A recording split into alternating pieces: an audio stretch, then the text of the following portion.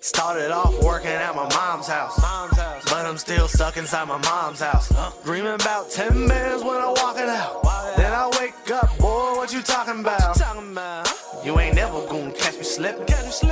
Just wait until you see me winning. And I'ma tell you from the jump, I just hope you listen. Homie, wait until you see me winning. Welcome back, guys. It's Monday. This is Cover 2 Sports. It feels like a Monday today. Yep, I'm Chase Hope. I'm Tex Armstreet. We're not blowing any coverages, and it's December 4th, like I said, so you know what that means. I don't know what that means. What does that mean, Chase? We've got to announce our winners. Winners for what? Our Jadavian Clowney jersey giveaway. Oh, yeah, we do have to do that, don't we? You done forgot? No, I'm just kidding. So we did random winners on Twitter. We did a random tweet generator, pick somebody who retweeted and followed us, and then on Facebook we just kind of did like a blind test. Yeah. And picked random winners. And so for Twitter, we have Tyler Wildermuth, Trey Gwynn, and Noah Parsley. And from Facebook, we've got Curtis Evans and Deans Betsworth. And you guys should be, if you haven't already, you guys should be getting a message from us soon. We'll figure out how to get the jerseys to you guys. So be looking for that. Everybody else who didn't win, don't worry. Because like we said, this may not be the last time that we do this. And be looking out for more things like that. Yep. So now we're going to dive right on in to what we're going to discuss today, which yesterday there was big news. They announced the 4 teams playing for the college football playoff. Yes, they did. And the teams were, in order, number 1, Clemson, 2, Oklahoma, 3, Georgia, and then Alabama came in at the 4th spot over Ohio State. And I think this is going to be a really good playoff. I think it's going to be one of the better playoffs of recent memory. I think that there may have been some teams that should have been there before some of these other teams, but I definitely think that it's competitive. Clemson is a great program. Obviously, Oklahoma is probably one of the hottest teams, like Chase said, one of the hottest teams in NCAA. Georgia, I mean, that would seem to surprise us, and I was kind of surprised by Ohio State, to be honest. You thought Ohio State should have got the nod over Alabama? I do. I don't. I don't. They don't. Alabama, they haven't really played many, like, just great teams. You know what I'm saying? I mean, Ohio State hasn't either. I mean, Ohio State's had plenty of cupcakes, too. I mean, if you think about it, they played a UNLV team, an Army team. They've played, I mean, even some of their own conference games. Indiana, Maryland. Look what happened to Alabama when Alabama rolled into Auburn. At Auburn's field. Look what happened to Ohio State when they rolled into Iowa.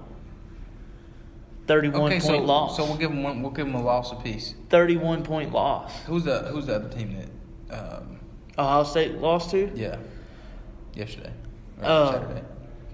Well, Ohio State beat Wisconsin in the title game.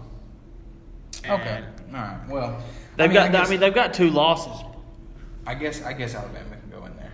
You guess? I guess. I just don't see how you can put a two-loss Ohio State team over a 1-loss Alabama team. I also don't like how Nick Saban contradicted himself. Yeah, I see where you're coming from with that. Because like last year he was like, Ohio State doesn't deserve to be in the bowl game. You got to win your conference. Yeah, and then they don't win their conference, and it's amazing. It's amazing how people's opinions change depending on the spot they're in. That's the thing about them tables, boy. They sure do turn. They sure do turn on you, and it's just like, and to be honest, I don't even think people are. Alabama's the greatest program in NCAA. Nick Saban's the best coach in it. No, he's not. No, he's not. No, Alabama's not even the best program in the NCAA. I don't know, man. I know there's some programs rising, but I feel like to calculate the best program, you can't just factor in this year. You got to factor in years past. Oh, I am. I'm are? factoring in last year as well. Well, last year. Yeah, when they lost, I'm factoring that in as well because I think Clemson is better than Alabama. Excuse me? I think. Excuse me? I think Clemson is going to repeat, and I also think that Dabo Sweeney is a better coach and a better man than Nick Saban is. I'll give you the better man. I think he's a better man. Well, but how can you say that? Like Alabama's been, the pretty much the face of college football since Nick Saban took over in 2007. I want you to go through every game they've played, like every record. Pull a Ben McAdoo. Go look at the tape. Okay, I want you to look at because a lot of times their away, quote unquote, away games, they play at neutral ground. You know what I'm saying? They don't play, like I said, they go to Auburn, in Auburn they get beat. Okay, now I'm gonna throw a couple stats at you. Okay. All right, let's hear them. Okay, so Nick Saban, as a college coach, overall, as a head coaching record in college, he's 216-62. Pretty impressive. Okay. Now, just at Alabama, he's. Go ahead. What's his overall winning percentage? I was going to ask you. It doesn't say on this one right here. But I mean, he's won. You said he's won 216-62. Okay. Now that's overall as a head coach. Okay. Now, just at Alabama, he won 101 games. Okay. And at Alabama, he's also 7-3 in bowl games, right? Yep. Now, if we go over to Dabo Sweeney's also won 101 games, but he's lost 29, and Nick Saban's lost 19. But Dabo Sweeney's also 7-4. Okay. Played one more bowl game, lost one more bowl game. Okay? But also, Nick Saban has been at Alabama since, 2007? Yep. Something like that. That's 2 more years than Dabo's been at Clemson. Okay. And he's already won the same amount of games. But but also, I mean, I guess I'm going to play devil's advocate and switch to, say a Dabo Sweeney fanboy, because Nick Saban also coached at LSU for a little bit. Yep. And so, I mean, I get Dabo ain't that far off then. Well, that's what I'm saying. Like, I'm talking just his Alabama, since he was dominant or, whatever you want to call it. Just in Alabama, he's 101-19. Okay. For like 842 is his winning percentage for that. Yeah. Dabo was at 777 in 2 less years. And he's won the same amount of games, and he's won the same amount of bowl games. Not to mention, he loses to Alabama, comes back and says, "We're going to beat Alabama." Guess what they do? They charge down the field and they beat Alabama. Yep. Now they're Deshaun Watson to Hunter Renfrow. My man. Now they're poised to repeat. Yeah, and instead of playing Alabama in the national championship, they're getting them first round. And so that way they knock them out first round, and then they go on, and it's cake from there. There's no other team in this 4 that has a chance to beat Clemson like Alabama does. Period. So you think Alabama has the best chance to beat Clemson? Mm-hmm. Okay, so I'm taking it that you have Clemson winning the whole thing. Yep. No doubt. Okay. No doubt. Well, all right. So you got. I think Clemson's going to get past Alabama too. But how do you think the Oklahoma-Georgia game is going to shake out? I like Georgia. Yeah. I think they're a good team. They've got good coaching, and they've got good leadership on that team. So it's like if ever you watch their games when they get into adversity, they still play really well. But Baker Mayfield is the X factor of that game. I feel like it's going to come down to how Baker Mayfield plays. But it's also going to be influenced by Georgia's defense. Okay? Like, Georgia's defense obviously is great defense. Top notch. Yeah, you know what I'm saying? But like I said, Baker Mayfield's one of those guys that can take over a game. You saw him get dissed by Kansas, even though it's Kansas. You saw him get dissed by Kansas, and then he takes over. Mm-hmm. You know what I'm saying? And I think he's going to have a lot to prove.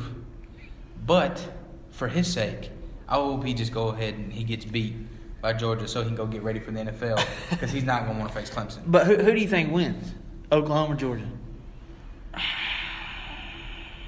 think I'm going to go Oklahoma on this one. Okay. I think I'm going to go. But due to Baker Mayfield.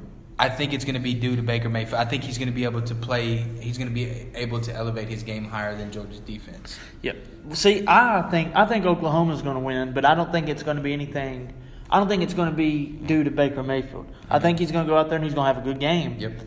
But to me, I feel like because Oklahoma has the hottest offense in the country, mm-hmm. and their defense has been playing better, but their defense is still not an elite premier college football defense. All right.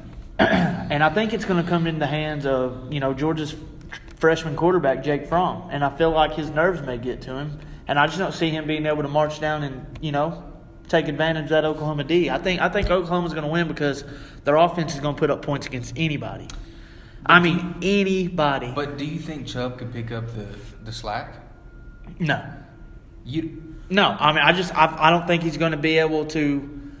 I don't think Here's the Nick thing. Nick Chubb's going to get his yards and everything like that, but I feel like Oklahoma's going to be able to slow down the run game. They're going to force. You just said Oklahoma's defense was not that good. No, I didn't say it's not that good. I said they're not an elite premier defense, but they've been playing better as late. I'm gonna listen to the tape. I'm pretty sure that's what you said. I mean they have been playing better as late, but I feel like if Georgia's attack's going to be running the ball every play, they're going to find a way to stop that, and they're going to make Jake Fromm throw the ball. Well, and I think even if Fromm throws the ball, that the mistakes that he will make throwing the ball, people like Chubb are going to be able to make up with his feet, because Chubb, like, he's number 2 in the SEC in all-time rush yards. You know who's number 1? Herschel Walker. That man is only behind Herschel Walker. And you're telling me he doesn't have the chance? I'm looking at it as Baker Mayfield versus Nick Chubb. I mean, I'm just looking at it as Jake Fromm versus Baker Mayfield versus Oklahoma That's not offense. even competition. What? Exactly. Fromm is not going to be able to win this game against the hottest team in the country. I agree with you, but I'm just saying I don't think it's going to be as big a difference as you think it's going to be. So, okay, we're going to move on. So now we've got Clemson and Oklahoma. Yep. Who do you have winning that? Clemson, they're winning it all. Dabo Sweeney is going to put the clamps on Baker Mayfield and make him look like he needs to go start Tennessee. Oklahoma's got it. Over Guantanamo Bay. Oklahoma's got it. If Oklahoma gets past Georgia, they've got it. I mean, Baker Mayfield is. I mean, if he gets that championship game, man, it's going to be incredible. It's going to be incredible. He's not going to run from Clemson's defense like he runs from the cops, though. He's going to get caught pretty quick, just like the cops got him. I think Baker Mayfield's he's gonna put on a show. Now listen, Baker Mayfield's going to have a game like Tom Savage did yesterday, where he throws for almost 400 yards. Shout out to Tom, but he's going to have a great game. And I'm not saying that, you know what I'm saying. I think that if Oklahoma stays hot, gets past Georgia, and makes it against Clemson, I think it's going to be one of the best. It might even top the game last year. Last year was a great game. Last year, you know, and there was a lot of dramatics with it and stuff, but there's no way anyone can tell me any stats, any opinion. Clemson is taking it. They are the new juggernaut. I feel like Feelings are wrong. Well, here's what I'm saying is Clemson, they do not want to play Oklahoma. They'd rather play Georgia in the national title. Yeah, you obviously want to take the easier route. Yeah, I'm telling you right now, if they get Oklahoma, it's going to be a damn ball game. Oh, it's going to be a ball game. Oklahoma. No, Oklahoma. I mean, I ain't going to sit here and act like 100% certain Oklahoma's going to win, but I feel like because it'd be stupid. They're going to pull it out. I've just got that feeling. I'm going with my gut. They're pulling out the W. The runner-up trophy. They're pulling the upset. The runner-up trophy. No, they're pulling the upset. You're saying runner-up trophy. No, I said upset. Yes, they're going to be upset. They're going to be upset. They're not going to pull an upset. They're going to be an upset. You know, this playoff, though, this college football playoff this year is a perfect example of why they need to move it to eight teams. I mean, could you imagine an 8-team playoff? You have the 5 conference winners, Yep. which are Clemson, Oklahoma, Georgia, Ohio State, and USC. Yep. You rank those however you want to rank them. Mm-hmm. In my opinion, it'd be Clemson 1, Oklahoma 2, Georgia 3. Then you'll have Ohio State at 4 and USC at 5. Okay. Then you've got 3 at-large teams. And, I mean, I feel like 2 of those are obvious. You got Alabama and Wisconsin. Of course. Alabama coming in at 6, and Wisconsin at 7. I mean, if they can make a case in the 4-game playoff, there's no doubt they'd be in the 8-game playoff. Exactly. And then you come down to the 8 spot, and that's where it gets tricky because in the 8th spot, who should have been in the playoffs this year, even though they would never put a Power 5 non-Power 5 winner, should have been UCF. Yeah, but, I mean, you know, in the 8th spot, I mean, it comes down between UCF, Penn State, and Auburn. But in my mind, you go UCF. You got undefeated. 0-12 to 12-0. Exactly. In 12 months. You put them in the playoff. Give them a shot. That. Now, granted, according to these rankings, they'd be going up against Clemson in the first round, but they're still there. Hey, it's a good first round bye. A good first round exit. You got there. You know what I'm saying? You get there. And then Oklahoma would be taking on Wisconsin. Georgia be taking on Alabama, and Ohio State take on USC. Them are all great games. Yeah, they are very good. And I think with an 8-game playoff, it would tie more into the any given Sunday, but I mean in this case it'd be any given Saturday. But because when you have an 8-game playoff, like you look in the NFL and you have teams that make it in, in the wild cards and stuff like that. Sometimes those teams go all the way to the Super Bowl. Look at the Seahawks. That year they went 7-9. They didn't make it to the Super Bowl, but they knocked off the big boy Saints. Yeah, that's what I'm saying. That's when Marshawn Lynch's beast mode was born. Yeah, and that's what I'm saying. Like you give the chance. Like you would give the chance to some of these teams. Because let me tell you something right now. Can you imagine the story? How crazy this country would go? It would never happen. But can you imagine how crazy it would be if UCF knocks off Clemson if they're playing the number 1 seed? I mean, it'd be crazy. I mean, I feel like if you moved the college football playoffs to an eighth game playoff, and that 8th seed is a non-Power 5 school, and they took out the big boy number ones. Yep. I feel like that'd be more overwhelming than a 16 seed beating a 1 in the NCAA basketball tournament. Of course. Because it's like when you have more teams, obviously there's more football, which I don't think anybody would be opposed to. Yeah. You know what I'm saying? Adding another maybe week to the season. You know what I'm saying?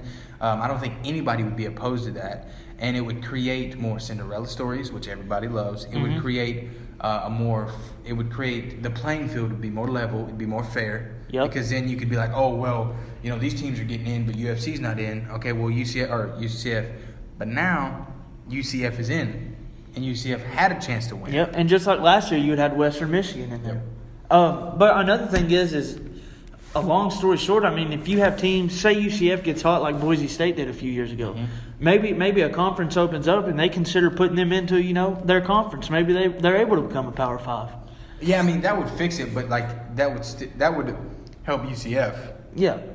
But there's always going to be, I mean, look at North Dakota State, even though they're different division and stuff, but like teams like that that would not make it. I'm pretty sure there are teams somewhere that win their conferences every single year. And they have winning records every single year, and they never go anywhere. You know what I'm saying? I mean, longevity is key. You know what I'm saying? Longevity is key. So like, it would fix UCF's problems if they jumped into a conference, but it would still create the issue. You know what I'm saying? And so I have not heard a compelling argument against an 18 playoff. I haven't either. And I know the 4-year playoff still has a few more years under contract, and then they can negotiate switching. Yeah. Mm-hmm. But I feel like when you have the opportunity, you've got to switch to the 18 playoff. You have to. I mean, there's just, like I said, more football is better, period. Like, nobody complained when the NFL added the wild card. Nobody, you know what I'm saying? Yep. So it's like, and it would literally be the NFL playoffs, except in college. And another thing is it gives players a more chance to show out in front of the scouts on a national televised. Well, and also game. It would also give these players more, like you said, more exposure, but also it would give some of these younger guys more experience. Exactly. You take a freshman who say a freshman starts on, UCF's team. Then he goes up against Clemson. There's going to be so much intangible and valuable knowledge that he takes away from that matchup that makes it where he's like, okay, I'm going to be better. And then he may get drafted. Yep. It's those little things that matter. Yep. That's why Alabama plays Mercer twice a year. You're absolutely right. That's why big time schools like Alabama schedule these easy non-conference cupcake games. Yeah, I think because a lot of people think, it's for those big conference teams to just steamroll and whatever. They give the people some money. Like when Tennessee played Tech, they give people some money and then they're like, you guys won. But sometimes you got to be careful because Troy beat LSU this year, exactly, and walked home with almost a $900,000 check. Yep, and honestly, that's going to be the highlight of some people's lives. Oh, yeah. I got to play Alabama in Bryant-Denny Stadium. And now Troy people are going to be like, I got to play Alabama, LSU. I got to play LSU, and I won. Yeah. You know what I'm saying? So it's like in Death Valley. There's intangible things that come from both sides of it. Alabama or LSU or whoever they play, they get to win most of the time, and they get a W on their record. But then these younger kids, some of those guys may end up transferring to those schools. Some, you know what I'm saying? Like, yep. It gives some of these bigger schools chances to look at these kids, and sometimes it's good for everybody involved to be able to play a good game. You know what I'm saying? Be able to get a good competition out, find some good head coaching, stuff like that. It's just because good head coaching is hard to come by these days. Definitely. And I mean, Tennessee dropped their coach. Who is it? Who just got hired to Texas A&M? Yeah, you talking about Glorified Butch? Oh yeah, $75 million, highest head coach. Jimbo Fisher Yeah. goes to A&M. Yeah, and so what do you think about that? First of all, before I mean, it's great for Jimbo. I mean, I mean, $75 million. I mean, it's okay. I mean, I feel like A&M. I mean, don't get me wrong. Jimbo's one of the better coaches in the entire NCAA, but I feel like A&M gave him way too much money for too long. I mean, 10 years? You're giving him 10 years? Was it 10 years? 10 years, $75 million. Oh my God. So I mean, what if it comes year 3, year 4, and he's just not producing? I mean, because if you look at Florida State, yeah, he won a national championship, but that's because it's recruiting. I mean, I'll give it to him. The man can recruit. Yeah. But so could Kevin Sumlin, and y'all were not happy with him. Because Jimbo he's not been the greatest in-game coach. He's not Nick Saban, Dabo Sweeney. He's not a Bill Belichick. To me, that's why I said glorified Butch. Butch could recruit. He could recruit his socks off. College Station is only about an hour, about west where I live at in Texas, where my family's homes are. We might have to go see glorified Butch one day. Might have to go see old Jimbo. But I mean, I do think, because when I got the notification it was 10 and 75, I was like, wow. I guess it's a steal for A&M if he produces every year, but the chances of that's highly unlikely. The chances of, because you look at Nick Saban, he's getting 11 a year, and he's taking them to championship. But I mean, they're also in the playoff every year. That's what I'm saying. Yeah. He's taking them to championship. I don't know if Jimbo's going to be able to do that for College Station. I don't think he will. I mean, he's at Florida State, which granted, Florida State is a big-time school, and they don't have big-time facilities like you would think. They really don't. But he's able to recruit talent there. But, like, look at this year. His, DeAndre Francois goes down. Now, granted, quarterback. And Cam Newton, number 2. You ever see that? No. There was I'll have to show it to you. There's a picture of him in with his helmet on, and he looks exactly like Cam Newton. If you guys are listening, if you don't know what that is, go look it up. Type his name and say him or Cam Newton and bring it up. Oh, it's ridiculous. But I mean, he goes down, and now granted, I know the quarterback's a key position, but you got to be able to at least be at bowl eligible. You can't just top out at 5. There was a tweet I saw a couple weeks ago where it was talking about the NFL, talking about Tom Savage, Sean Watson, and Blaine Gabbert coming up after people got hurt, and it was saying as an elite NFL program, which can constitute for an elite college program, injuries happen. Yep. You need to be prepared for QB number 2. Yep. Period. So I don't like that excuse. Not saying this is what you're saying, but I don't like the excuse of people saying, oh, well, they didn't have the quarterback. Like, obviously, when you go from Deshaun Watson to Tom Savage, you go from Francois to whoever they go to now, obviously it's going to be a step down, but that's your job as a coach, as a team, is to plan for those things. Yeah, and I feel like Jimbo's going to have. I think this year, hopefully, it might have opened his eyes and lets him know, hey, I'm going to have to have a good backup quarterback. Because, for instance, Butch Jones at Tennessee, no, he didn't get the job done, but he comes out with Dormady. Dormady does bad. You bench him, bring in Guarantano. Guarantano, I mean, he's a freshman quarterback. Comes out there, but he's serviceable. Yeah. He's good, gains experience. Hopefully he'll come out next year, be even better. But that's your job as a coach. Yep. You've got to have, that next man up mentality. That's why you have practice. That's why you go through the reps every week. You know who's also who does very good in practice? I mean, talking about coaching. I don't know, man. I mean, Ben McAdoo. Has he been watching the film? I tell you what, that man, he cannot go 20 seconds. If you look at his press conferences, Ben, what did you guys do to get prepared for this game? We did really good in practice. We did a good job in practice. Eli had a good second team scout team snap. Gino did a good job. Hey, you said Eli had a good second team snap. Hey, Ben McAdoo, what do you think about benching Eli? You benched him and his snap is streaked, or his streak is snapped. It's 210. That's a good question. His streak wasn't snapped. His 410 game practice squad streak snapped. It's not gone. Yeah. He's doing good in practice. That's what that man sounds like. I mean, yeah. He talks about watching the game tape, and he talks about practice. That's it. Could you imagine how it went today? Like the GM probably calls in on McAdoo, sits him down and says, "I'll be the GM. Hey, Coach Mac, I'd like to thank you. I know it's been a tough year. Thanks for sticking with us. Yeah, but it's been real rough. We're going to have to let you go, man. Let me go. Did I not watch enough tape? I mean, look at this tape right here. I'm here every practice. You see, look at this. I'm rewinding. You see that right there? There's me. Go back yesterday. There I am again. I'm watching so much game tape. Well, you see, I mean, it's just you don't have the right mentality for the job. Earlier in the year, you throw your quarterback under the bus. Eli Manning, who's won us 2 Super Bowls. Listen, man, I beat don't Brady, care. and then you snapped his streak. Listen, man. For Geno Smith. Listen, man. Geno did a good job in practice. Okay, he took over first team reps and he did a great job. I don't care that there's been a Manning under snap for the last 20 years.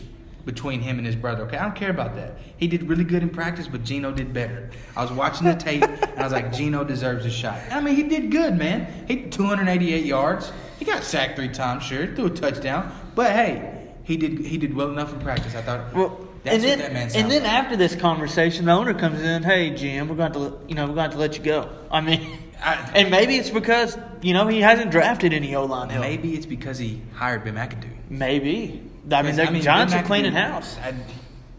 They need to. They are cleaning house. I expect more moves to come.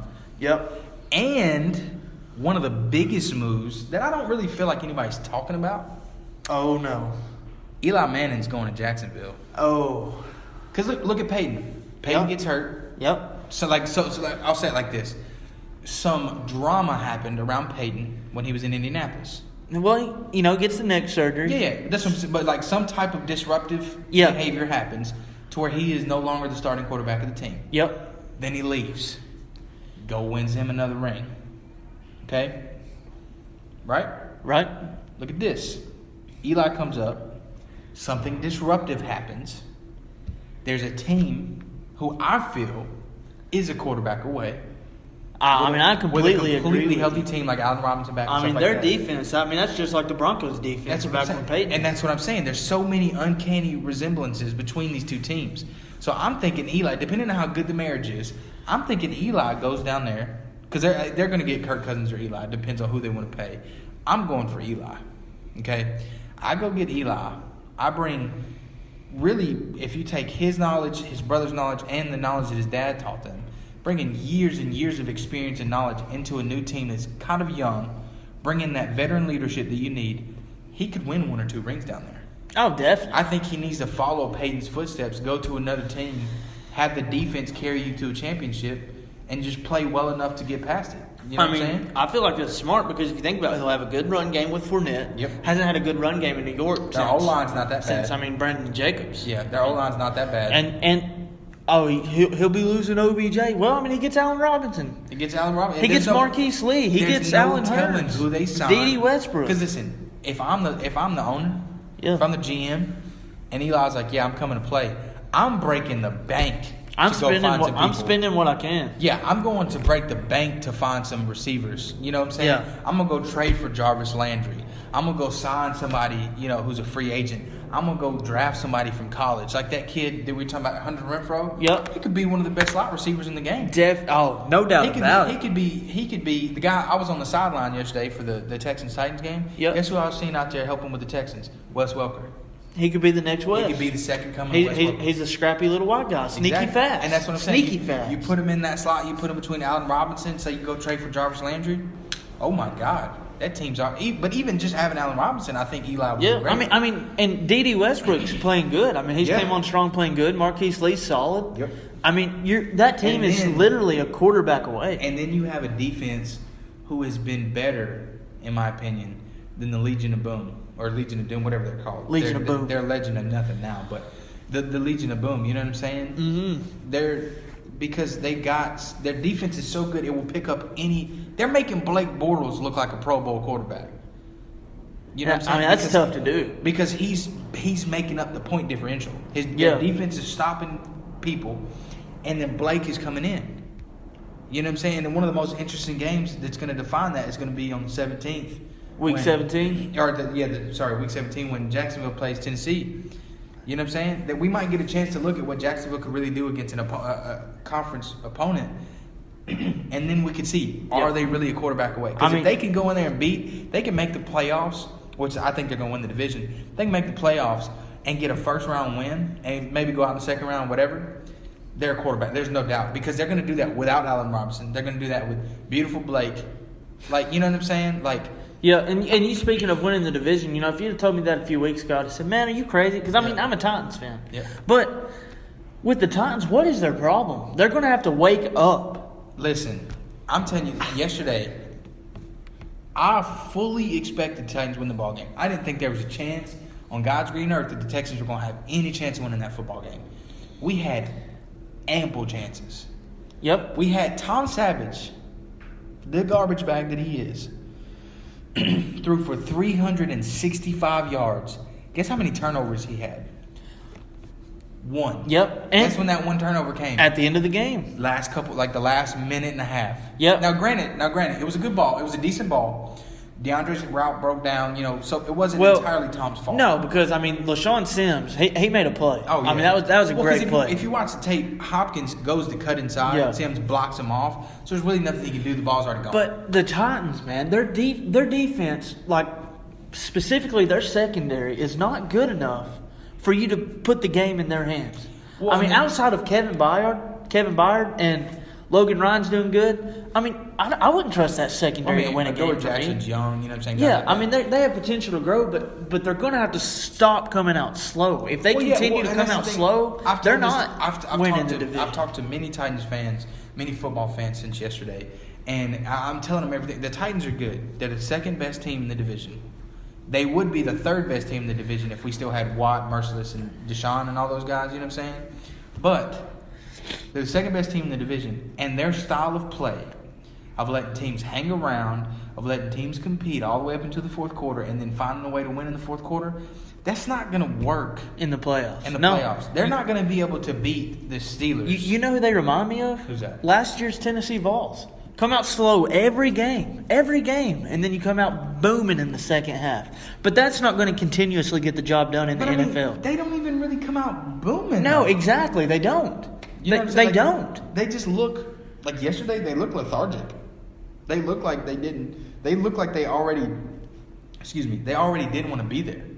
And so, that's what I'm saying. Like, when I was in the booth, everybody was talking about, they're letting this team hang around. They're going to mess around. They're going to get beat. Yeah. And they almost did. Yeah. And what gets me is, like you said, you're there. Looks like they don't want to be there. They don't want to be there. The team blew them out last time they met. Yep. And you're going to have that attitude. You don't want to be there? Your quarterback gets hurt. We put 57 on you. And what it was like a 35-point differential or something like that. 57 was the most points any team has scored this season. And you come out and you almost get beat by us. With Tom Savage behind center. 365-yard Tom Savage. No disrespect. You're telling me they're going to be able to beat the Patriots or the Steelers? No. They're not. They're not going to have a chance against those teams. I don't even know right now if they could beat the struggling Chiefs. I just don't. I have never trusted the Titans as a franchise. No offense. I don't mean to bring up old memories. The Super Bowl, they were yards short. Or yardage short, you know what I'm saying? And over their franchise, yes, the Titans have won more ball games than the Texans have, but neither one of us have a ring, so it doesn't matter. Yeah. You know what I'm saying? And so it's like the Titans and it's like tying it into the McAdoo conversation. It starts with coaching. Robisky's got to go. Maybe LeBeau's got to go. And honestly, the Titans, I'm not going back to the Oilers. I'm talking about the Tennessee. Go? I'm talking about the Tennessee Titans. You know their head coaches. You know who their head coaches have been? Jeff Fisher. Who ruined Vince Young. Exactly. Then you go to Munchak, and then you go to Wisenhunt, and now you're at Malarkey. Yep. Now, granted, Malarkey done good last year, serviceable, turned a 3-win team into a 9-win team. Then you come this year, and the problem is your offensive coordinator is terrible, but you don't want to fire him because he's your guy. Well, we're not worried about if he's your guy. Yeah. You need to get the guy that's right for the team, that's right for the offense, because Robisky is not right. The play calling is absolute trash. You know what I'm saying? And I agree. I mean, it's just I don't think that because coaching other than defense, coaching is what wins championships. That's why the Patriots have been. And going back to your Fisher comment about ruining Young. Now, I don't care what anybody thinks about him. I know what I think about him. And if it was not for Jeff Fisher and all the drama, if we had a coach that was there and was going to keep Vince in check, keep his head on right, Vince Young would have been the next Steve McNair, if not better. And he was there for a little bit. Yeah, he was filling the void left by Steve McNair. My thing is man, he would. I'm sure people's going to have something to say, but he would have so much better career than Marcus Mariota will ever have. Oh yeah, if he would have been able to play under Malarkey and Robisky, still, even though they're not the best options, it would have been better than Jeff Fisher. Yeah, I mean, because Look at the Vince Rams. Young. Look at Goff and Fisher with the Rams. Yep. And then Fisher leaves and look at Goff.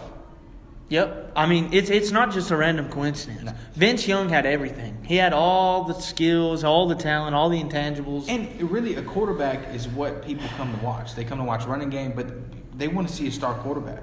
And people are always like, this year, it's kind of getting me upset. They're talking about like the NFL ratings and like, oh, they're down. Do you know who the starters this week? We got Geno Smith, Ryan Fitzpatrick, Brett Hundley, Jacoby Brissett, Trevor Siemian, Matt Moore, Josh Brock McCown, Osweiler, Tom Savage, Blaine Gabbert, Mitchell Trubisky, Deshaun Kaiser. I mean, exactly. If you're not a fan of the Patriots or the Steelers, I mean, you're pretty much You got Big Ben, you got Tom, you got Russell. Yeah, okay, Seattle. You got Flacco, who's I mean, I'm not paying big money to go see Flacco. You got Matt Ryan, who got outdueled last night. You Yeah. know what I'm saying?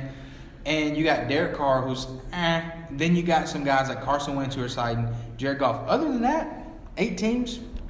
Yeah, I mean, and honestly, going back to the Titans, Marcus Mariota, he should. Yeah, I mean, but he's. I mean, as a fan, I'm a fan, and it's hard for me to. Now, granted, if I have the opportunity to go to a game, I'm going. Yeah. But I can understand why it's hard for people to say, well, I don't know if I want to spend $100+ on a ticket. Yeah. You know, especially you got to take a family. I mean, is it worth it? And I just don't. With people talking about how the ratings are down, and they attribute it to like the NFL protests, and that probably helps a little bit, but it's just because there's a lack of it. You know, Odell's been hurt this year. Aaron Rodgers is hurt this year. Our quarterback goes down. Watson, he's probably one of the most electrifying players in the game. Exactly. Like, these I agree. electric players are going down. You're losing Ray Lewis. You know, Ray Lewis has been gone. Once Eddie George left, years and years ago, guys like that who can just people come to endear themselves to those people. It just, and people like look at Larry Legend, Larry Fitzgerald. He's getting lost in Arizona. You know what I'm saying? And so it's just like there's not a lot of electric superstars anymore. Like that Seahawks game yesterday was great.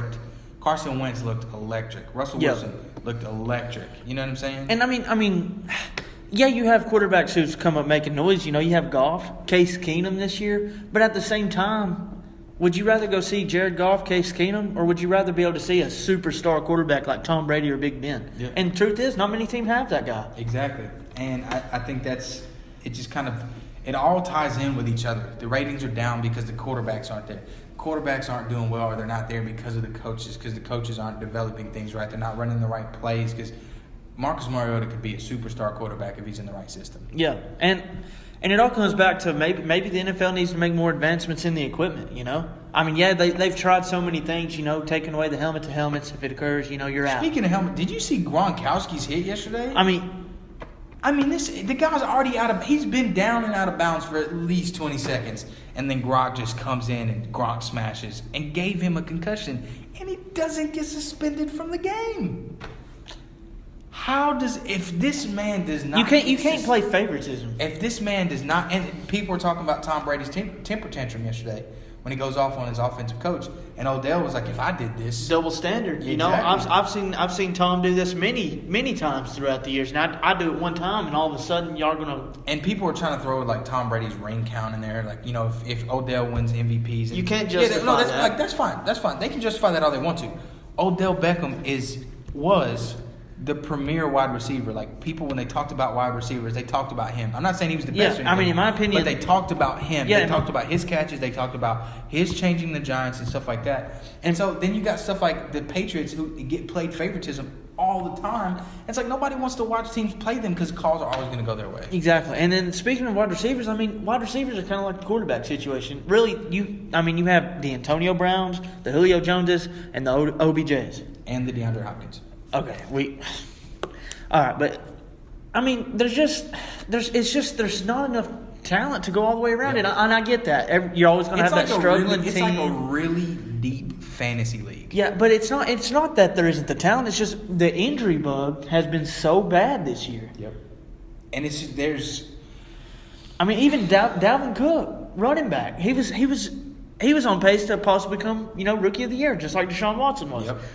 Both go down with a torn ACL. Yep. I mean, granted, there's no way to go around it, but there's certain things like with the Gronkowski hit yesterday.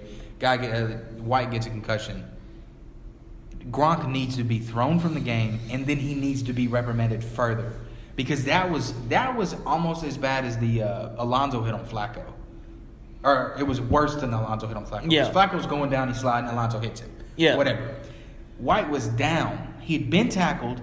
He was on the ground. One of the Patriots players run by, touch him, like showing that he's down, and then Gronk comes out of nowhere and just like, why? And then he wants to apologize after the game. Don't apologize. Don't be a punk. yeah. You are a large man, and this guy's on the ground, and you lay your entire body on his head. It just doesn't make sense to me. And that's part of the reason why people don't want to watch the NFL. Stuff like that happens. Favoritism gets played. Quarterbacks aren't, living up to what they're supposed to do. The coaches aren't doing a good job with their quarterbacks and their team. It just makes it not fun to watch, man. I agree with you, 100%. But again, guys, thank y'all for listening. We're going to get our jerseys in the mail. Congratulations to our winners. And we hope out for more. Be looking out for more, definitely. And, we'll talk to y'all next week. I'm Chase Hope. I'm Tex Armstrong. And this is Cover 2 Sports. Thank you for listening.